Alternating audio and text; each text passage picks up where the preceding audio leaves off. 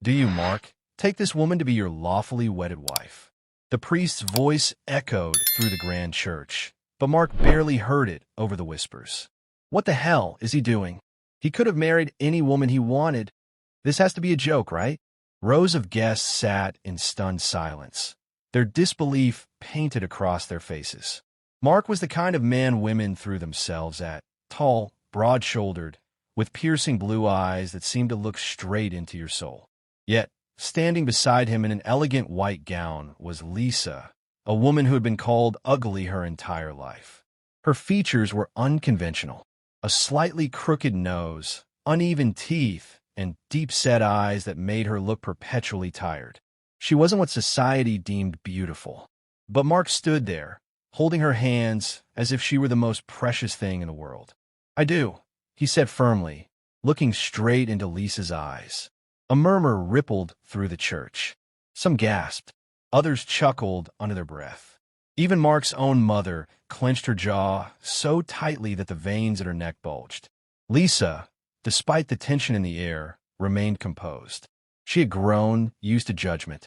But today, the weight of 100 staring eyes felt heavier than ever. The moment the priest declared them husband and wife, the whispers turned into full-blown gossip. The wedding reception was no different. As Mark and Lisa moved through the crowd, the looks of pity and shock followed them. He must have lost a bet. Maybe she's rich. This marriage won't last 6 months. Mark overheard every single comment, but he didn't care. What these people didn't know, what they would never understand, was why he made the choice he did. And if they thought this was shocking, they hadn't seen anything yet. Because Mark's life was about to change in ways no one could have ever imagined. 6 months earlier, Mark wasn't always the kind of man who turned heads. In high school, he was the awkward kid with braces and a bad haircut, invisible to the girls who chased after the football team. But by the time he hit his late 20s, everything had changed. A high-paying job in corporate law, a sculpted body from hours at the gym, and confidence that came with success made him one of the most sought-after bachelors in the city. Women wanted him. Men envied him. And Mark? He enjoyed the attention until it nearly destroyed him. It all started with Isabella.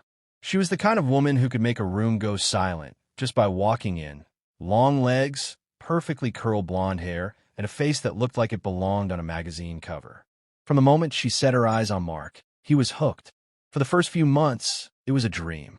Expensive dinners, lavish vacations, and passionate nights. Isabella loved the spotlight, and with Mark on her arm, she was the center of attention everywhere they went. But beneath the surface, cracks were forming. Cracks Mark was too blind to see. One night, after a long day at work, Mark came home to their luxury apartment only to find it empty. Isabella's clothes were gone. Her designer bags vanished. On the marble countertop was a single note scrawled in red ink. "You can't afford me anymore." Mark's heart sank. All those months, he had poured his time, his love, and his money into Isabella, only to be discarded like last season's handbag. The betrayal cut deep. But the real humiliation came when he discovered the truth. Isabella had been cheating on him with a wealthy CEO, a man twice her age but 10 times richer. Mark wasn't heartbroken. He was furious. For weeks, he buried himself in work, vowing never to let anyone use him again. No more women who treated love like a transaction. No more chasing after beauty that faded with time. And that's when he met Lisa. It wasn't a dramatic, movie-style encounter. There was no accidental coffee spill or stolen glances across a crowded room. She worked as a paralegal in his firm, quiet, efficient, and completely uninterested in office gossip. Unlike the women Mark usually dated, Lisa didn't wear makeup. Her hair was always pulled into a messy bun, and her clothes were plain.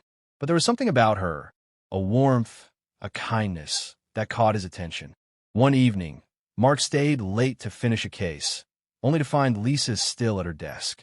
She was surrounded by legal files, a cup of cold coffee in hand. Without thinking, he asked, "Why are you still here?" Lisa glanced up, her brown eyes filled with exhaustion. "Somebody has to do the work you hotshots ignore," she said, a teasing smile playing on her lips. For the first time in months, Mark laughed. That night, they talked for hours. Mark learned that Lisa had put herself through law school while working 2 jobs to care for her younger brother. She didn't care about flashy cars or 5-star dinners. She cared about people.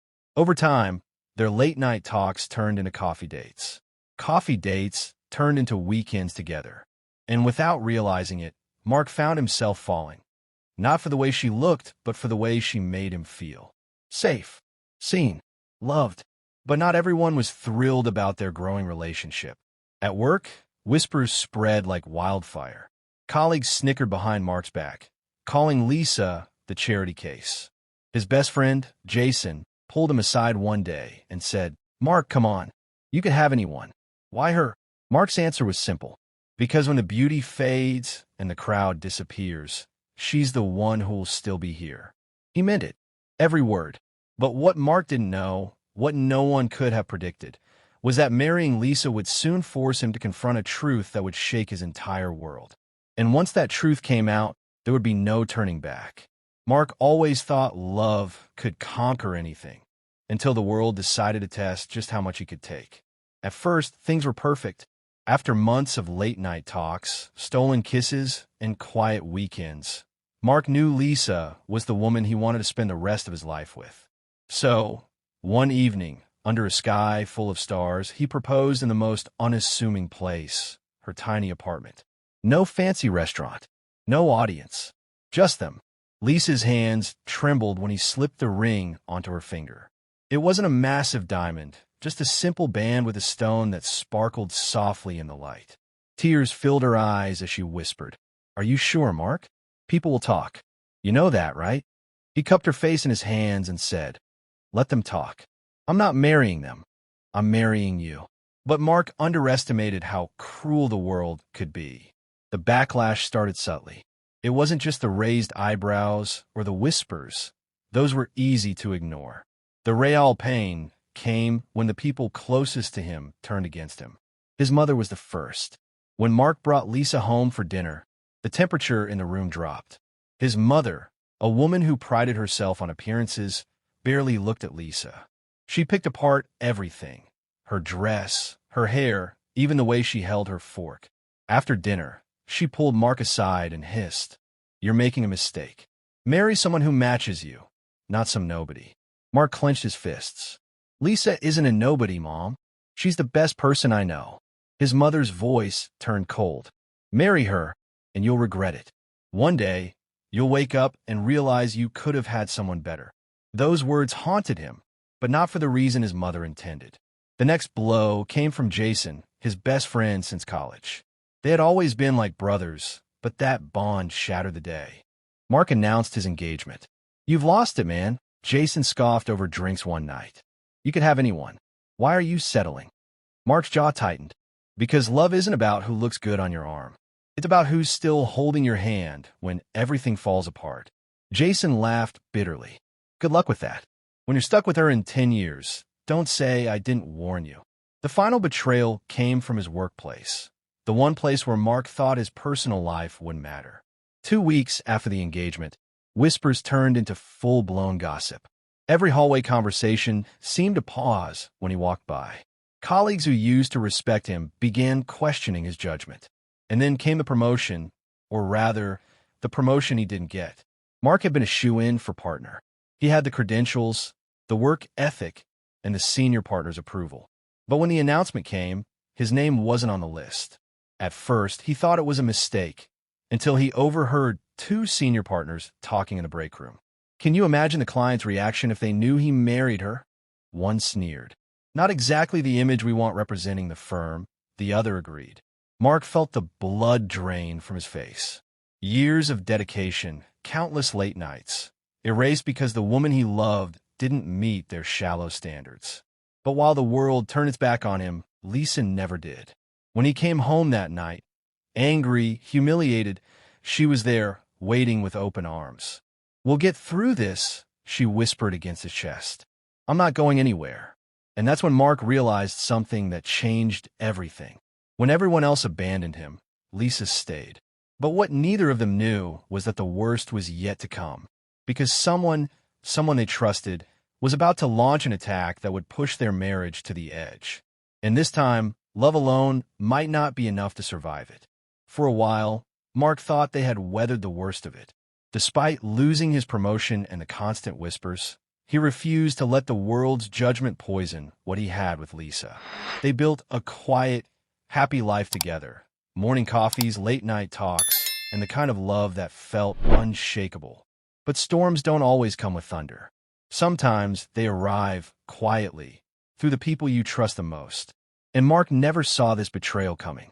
It started with small things. First, his work assignments changed. Instead of handling the high-profile cases he used to, he was buried under mundane paperwork. Busy work meant to keep him out of the way. Then, clients he had built relationships with stopped returning his calls. He thought it was just office politics, until he learned the truth. One evening, Mark was working late, trying to salvage a major corporate merger. Lisa, always supportive, brought him dinner. As he sat at his desk, picking at the food, Lisa's phone buzzed on the table. A message flashed across the screen from an unknown number.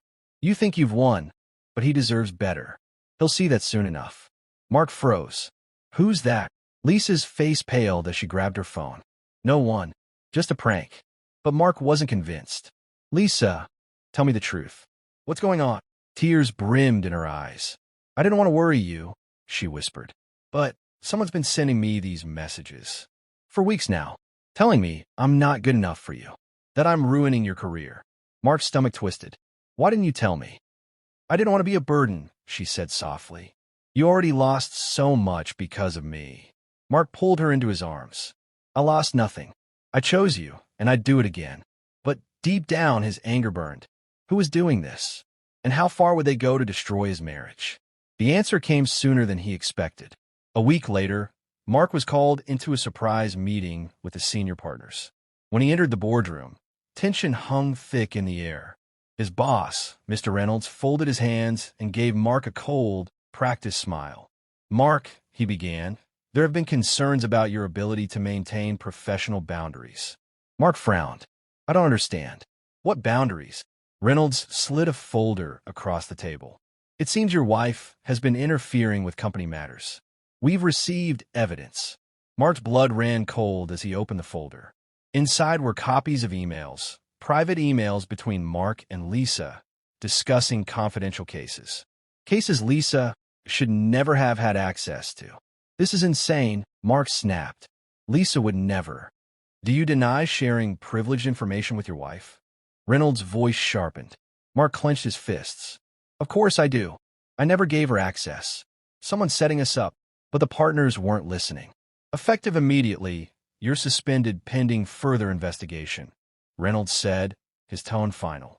"If the evidence holds, we'll have no choice but to terminate your employment." Mark stormed out, fury boiling inside him.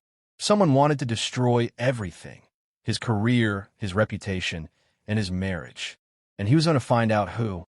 That night, he and Lisa pored over the fake emails, desperate for clues. Finally, Lisa gasped, her finger pointing to the sender's IP address. "This isn't random," she said. "Whoever did this works inside the firm." Mark's heart pounded. Someone close. And then the pieces fell into place. The late-night texts, the whispers at work, the one person who had the access, the motive, and the bitterness to pull it off. Jason, his best friend, the man he trusted like a brother, was behind it all. But why? Mark didn't know the answer yet. But one thing was certain: Jason wasn't done. And the next move he made could destroy everything. Mark's heart pounded as the truth sank in. Jason, his best friend, the man who stood by him through college, breakups, and career struggles. The only person who knew every detail of his life was now trying to destroy it. But why?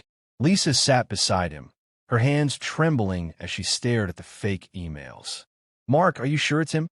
"I wish I wasn't," Mark said, his jaw tightening. "But no one else has this kind of access, or this much reason to hate us." Jason had always been the life of the party, the golden boy who could charm anyone. But underneath that easy smile was a competitive streak, one Mark had ignored for too long. When Mark outpaced him at work, Jason brushed it off with jokes. But maybe those jokes hid something darker. And now Mark needed proof. The next day, Mark returned to the office, suspended or not. With Lisa's help, he'd traced the fake emails back to a hidden IP address linked to someone on the company's internal network. If he could connect that IP to Jason's workstation, he could finally unmask him. But Jason wasn't going to make it easy. As Mark slipped into his office, Jason was already there, leaning casually against his desk, a smirk plastered across his face. "Didn't expect to see you here," Jason said, his tone light. But his eyes, those cold, calculating eyes, told a different story. "I'm not here to play games," Mark said, keeping his voice steady. "Why did you do it?" Jason laughed softly. "Do what? Lose my best friend to a woman who doesn't deserve him? Watch you throw away your career for some charity case." Mark's fists clenched. "You've been sabotaging me. The fake emails. The messages to Lisa. What?" Jason pushed off the desk, his smile fading. "Because you had everything, Mark. The job, the future, and then you chose her. While I've been busting my ass, you walked around like you own this place. And for what? A woman who drags you down." Mark took a step closer, anger bubbling beneath the surface. "Lisa isn't dragging me down. She's the only person who's ever stood by me when everyone else turned their back, including you." Jason's eyes flashed with something ugly. "You could have had it all, Mark. The promotion, the partnership, if you'd just let her go." Mark's stomach twisted. "Is that what this is about? You think ruining my marriage will fix your life?" Jason let out a bitter laugh. "It's already working, isn't it? You're out, and guess who's next in line for partner?" Mark's blood boiled. "You won't get away with this." "Oh, but I already have," Jason sneered. "Your reputation is shattered. And Lisa? She'll leave when she realizes you've got nothing left to offer." But Jason had underestimated one thing. Mark wasn't alone in this fight. From the doorway, Lisa's voice rang out. "I'm not going anywhere." Both men turned to see her standing there, calm, steady, and unbreakable. Jason's smirk faltered. "How cute. Standing by your man. Too bad loyalty doesn't pay the bills." Lisa stepped forward, holding up a USB drive. "Actually, it does when you have proof." Mark's heart leapt. "Proof? I traced the fake emails," Lisa said coolly. "And guess whose login credentials popped up?" She tilted her head toward Jason. "Yours." Jason's face paled. "You're bluffing." "Am I?" Lisa walked up to Mark's desk and placed the USB down. "I've already sent a copy to the senior partners." "You're finished, Jason." For the first time, Jason's facade cracked. His fists curled as rage flashed across his face. "You think this is over?" he spat. "I won't go down alone." But Mark wasn't afraid. Not anymore. He stepped between Lisa and Jason, his voice steady and clear. "It is over, Jason. You tried to tear us apart, but all you did was make us stronger." Jason glared at them both before storming out, slamming the door behind him. In the silence that followed, Mark turned to Lisa. "You saved me." Tears shimmered in her eyes. "We saved each other." But deep down, Mark knew this wasn't the end. Jason might be down, but a man like him didn't lose quietly. And when he struck again, it could be far worse. For a brief moment, Mark thought it was over. Jason had been exposed. The senior partners, furious at the betrayal, launched an internal investigation. His suspension was lifted, and whispers spread through the office about Jason's downfall. But Mark knew better. A snake doesn't strike once. And Jason? He wasn't done. Not by a long shot. It started subtly. First, Mark's biggest client, the one he'd spent years building a relationship with, suddenly dropped him without explanation. Then, a major deal he had negotiated fell through under mysterious circumstances. Lisa noticed it too. "Something doesn't add up," she said one evening, poring over Mark's work emails. "It's like someone's pulling strings from the shadows." Mark sighed, running a hand through his hair. "Jason's too smart to leave a trail. And with the investigation still pending, I can't make a wrong move." But deep down, he felt it.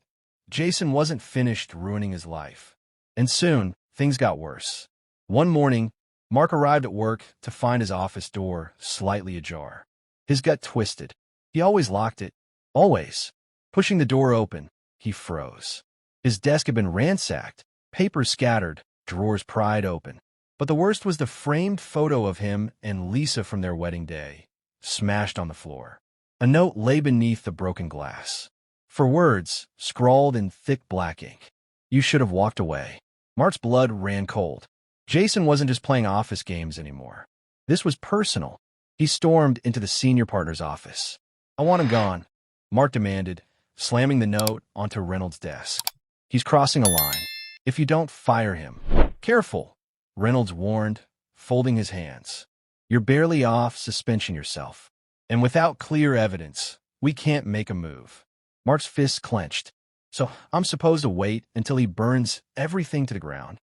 Reynolds' eyes were cold. Welcome to corporate life, son. Frustrated and furious, Mark knew he couldn't rely on the system to protect him. If he wanted to stop Jason, he needed to outsmart him, and Lisa was already a step ahead. That night, while Mark paced the living room, Lisa worked tirelessly on her laptop. Her fingers flew over the keyboard as she traced IP logs, scanned work servers, and dug through months of digital records. And then, she found it. Mark, she whispered, her voice trembling. I know what he's planning. Mark rushed over. On her screen was a series of encrypted emails, sent anonymously. But the signature of the sender's device? It matched Jason's workstation. He's leaking client data, Lisa said. Confidential contracts, private communications. He's feeding them to a rival firm. Mark's jaw clenched. Espionage. If the senior partner saw this, it wouldn't just ruin Jason's career, it would bury him. We need to stop him, Mark said, before he destroys the whole company. But before they could act, Jason struck his hardest blow yet. The next day, Mark arrived at work only to be stopped at the elevator by security. Mr. Cooper, the guard said stiffly, we need you to come with us. Confused, Mark followed them, only to find himself facing a full disciplinary panel. At the head of the table sat Reynolds, his expression grim. Mark, he began, you're being accused of breaching confidential client data. Mark's heart pounded. That's ridiculous. I'd never. Reynolds slid a file toward him. Inside were forged emails, this time painting Mark as the mole. You've been compromised, Reynolds said coldly. Unless you can clear your name, your career is over. The walls closed in. Jason had turned the game on its head, and Mark was the one on trial. But what Jason didn't know, Mark and Lisa had the truth, and it was time to play their hand. Mark sat stiffly in the sterile conference room, his heart pounding as the accusations hung heavy in the air. Jason had outplayed him, again. But this time, Mark wasn't going down without a fight. Across the table, Reynolds tapped a pen against the damning evidence. You've always been a valuable asset, Mark. But these breaches are serious. Serious enough to destroy this firm's reputation. If you can't clear your name. Mark's mind raced. He couldn't lose everything. Not after how hard he'd fought. He took a breath and steadied himself. I can clear my name, he said, meeting Reynolds' cold stare. But I need one day, and I'll give you Jason's head on a platter. A long silence stretched across the room. Finally, Reynolds nodded. One day. Don't waste it. As soon as the door shut behind him, Mark called Lisa. He's framing me, Lisa. But we're going to turn the tables tonight. Lisa was already ahead of him. I'm in the system now, she said, fingers flying over her keyboard. I've been tracking Jason's activity, and guess what? He's making one more move. A final transfer to the rival firm. Mark's pulse quickened. When? Midnight, Lisa said. But I have a plan. Her voice grew sharper as she laid it out. They would bait Jason with false information, a fake data leak, and catch him in the act. If he takes the bait, Lisa added, we'll have everything we need to bury him. But this plan wasn't without risk. If they failed, Jason's evidence would be enough to ruin Mark forever. They had one shot.